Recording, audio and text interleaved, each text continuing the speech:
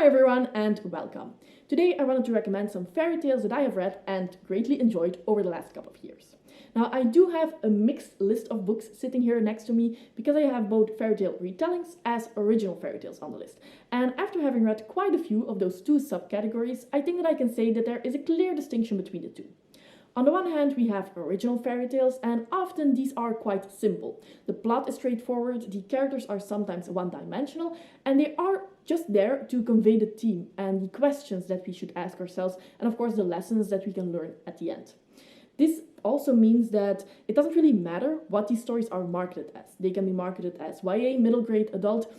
Often they are enjoyed by a wide range of audiences. Children because they can see the superficial layers, and then of course adults because they can see the meaning behind the story. Now, one of the biggest pluses for fairy tales, at least for me, is the writing style. Often the prose is very whimsical, lyrical, and you can really feel the atmosphere dripping from the pages. If that's something that you find important, if you can really lose yourself in a story and feel like you're actually there, then I do think that a fairy tale is something that you will most likely enjoy. On the other hand, of course, we have fairy tale retellings. Here we have the fairy tales that we know and love from our childhood, written by Hans Christian Andersen or the Brothers Grimm or somebody else, and now we have a modern day author who wants to give their own spin to the story. This can mean that the retelling is quite close to the original story, or it can mean that only the original premise is kept and everything else is completely different. Often this means that the characters are a little bit more nuanced, a little bit more complex, or that in the plot we have more things happening than what the original straightforward plot had happening. This also means that the writing style is not per se very whimsical or lyrical. That can be the case, but it's not something that we will see per default as we see in original fairy tales. So if the prose in itself is very important to you, I would say that this can go up and down in these fairy tale retellings. This can also mean that you do not get the same feeling from the prose, but it does give a feeling of nostalgia when you recognize things and little snippets from the original fairy tale in the retelling. And that's definitely something that can bring you back right to your childhood. Now, because a retelling can sometimes have a more complex story to it or darker twists to it as well, a retelling might not be suitable for a very wide range of audiences, and I would say look into trigger warnings maybe before handing them over to your children. But without further ado, let's get into the list. And the first book that I have here is already a fantasy retelling with beautiful prose. And that is Wildwood Dancing by Juliet Marillier.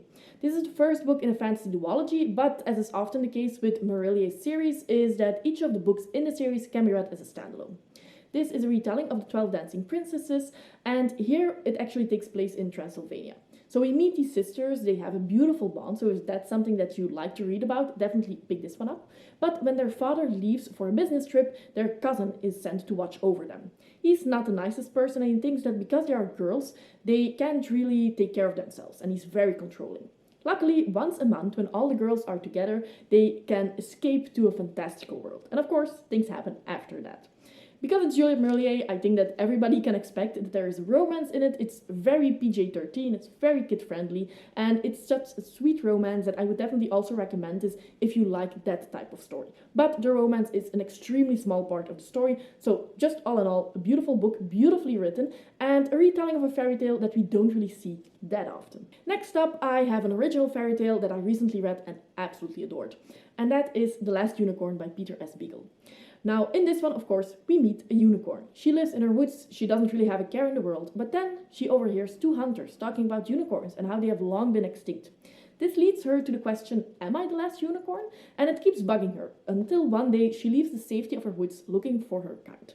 Of course, along the way, she meets a couple of people, she meets villains, but she also meets companions, and a quest unfolds.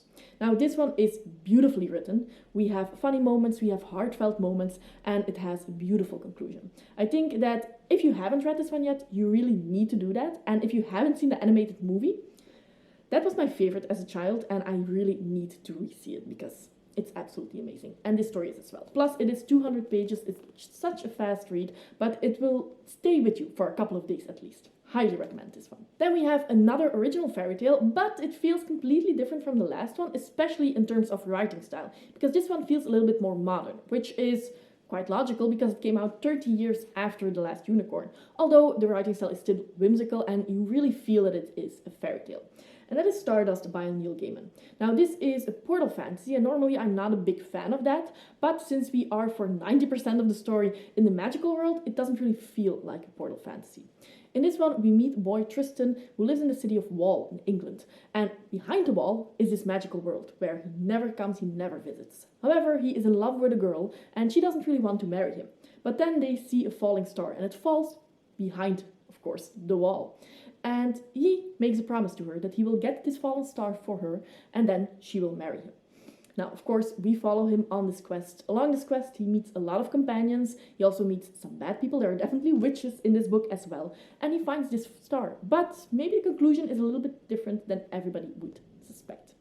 This is one that I really enjoyed. There's a lot of humor in this one as well. And the dark aspects of a fairy tale, like the witches, can really do some dark stuff as well, which is something that I really enjoy. But somehow Neil Gaiman managed to keep it light because of the humor. That sometimes was very absurd, but it just was very fitting for the story. Again, one that I would highly recommend, and I actually have a small spoiler-free vlog for when I was reading this one and when I also watched the movie Stardust that I will link in the cards up above if you're interested. But yes, definitely one that I think a lot of people would love. Now, in the beginning of this video, I said that fairy tales are often very atmospheric, and because of that, some of them can be perfect for a certain season or a certain event. And that's definitely true for the next recommendation, which is Midnight in Everwood by M.A. Kuzniar. Can you guess already?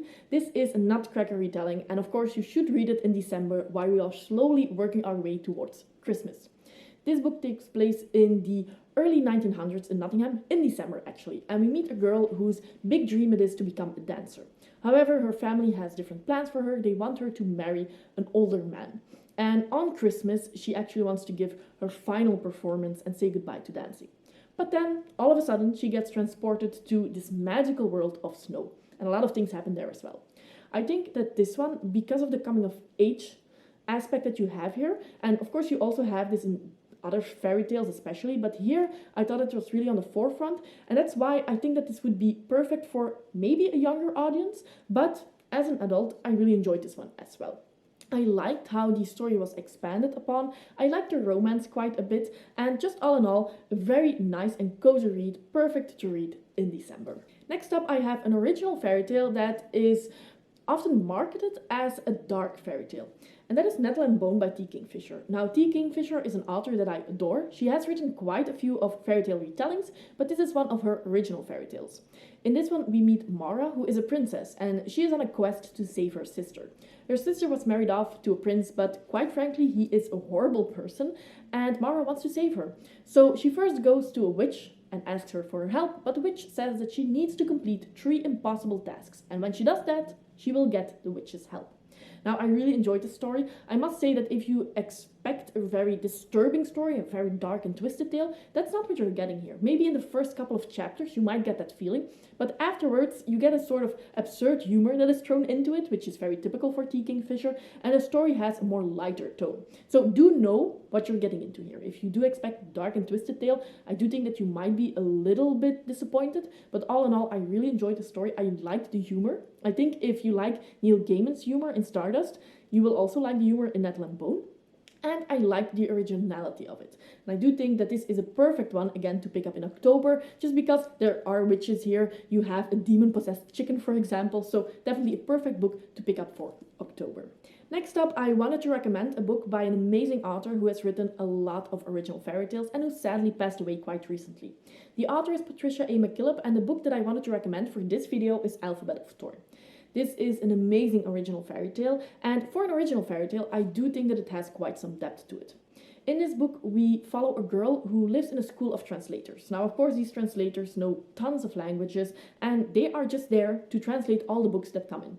One day a book comes in and nobody can read it. But somehow this girl can. She can read the language of thorns. And of course this has a lot of implications. There are a lot of twists and turns that I was not expecting from this book. And this was a book that I grew to like and love. In the beginning I wasn't really sure what I thought of it, but every next page I was loving it more and more. And in the end, this is an all-time favorite. One that I highly recommend. The writing style of Patricia A. McKillop is just that original fairy tale feel that you don't get that often. This one and The Last Unicorn are definitely the ones that in terms of writing style I liked most of all, that come closest to the fairy tales that we know from when we are children, that give you that feeling. So one that I would highly recommend. Next up, I wanted to look at two Beauty and the Beast retellings that are completely different from one another. The first one is Uprooted by Naomi Novik, and the second one is Heart's Blood by Juliette Merlier. Of course, being one of my favorite authors of all time, she gets to be on the list twice. Now, starting with Uprooted, this is a Beauty and the Beast retelling, but it is a very loose retelling. We have the original premise, and then everything else is different. In this one, we have a wizard who lives in a tower, and he protects the villagers around his tower against this evil forest that wants to expand and expand. Now, in exchange for this service, he does require one girl of one of these villages to live with him for 10 years. And of course, the story starts with us following a girl who, when she turns 17, gets to live with this wizard. There, she discovers the secrets of the forest, she discovers the magic that the wizards need to use to keep the forest at bay, and she also discovers some of the political intrigue maybe between the wizard and the king. This has a lot, and I must say that not everybody is a fan, but I really adore Naomi Novik's writing style. I love the atmosphere of this forest. This is one that is perfect to pick up in fall, in my opinion. And I really liked how she expanded on the character of Belle in this book. I think that this is a very strong girl that we are following. And even though there is a small romance that I did not like, this is not even 5% of the book. So if you also dislike this romance, I don't really think that it is as big of a problem. And on the other hand, I've also seen some people say that they absolutely adore this romance. So you can go either way. However, really enjoyed this one, and one that is perfect to pick up in fall. Then on the other hand, of course, we have Heart's Blood. My favorite author, or one of my favorite authors, has written a Beauty and the Beast retelling as well. Now, this is much more historical fantasy. This takes place in Ireland around the time that the Norsemen invaded Ireland. And in this one, we also follow a girl who has been gone through a couple of traumatic episodes. And this is almost a side plot of this story that stays quite true to the original. We have this girl, she has ran away from home because bad stuff were happening at home, and then she comes upon a castle. And all the villagers that live around this castle say that it's haunted. However, she goes there anyway. She meets, of course, the lord of this castle, and that story in itself is quite true to the original Beauty and the Beast. But then, like I said, we also have this side plot of our main character who needs to get through her trauma and who needs to grow from it and who needs to learn to live again.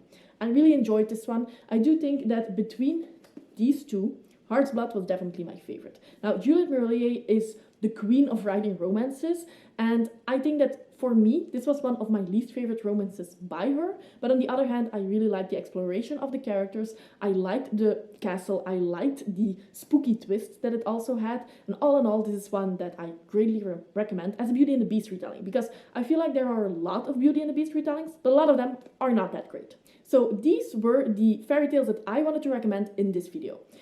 Rest assured, I actually have enough content for a part 2, so if that's something that you want, definitely let me know in the comments down below.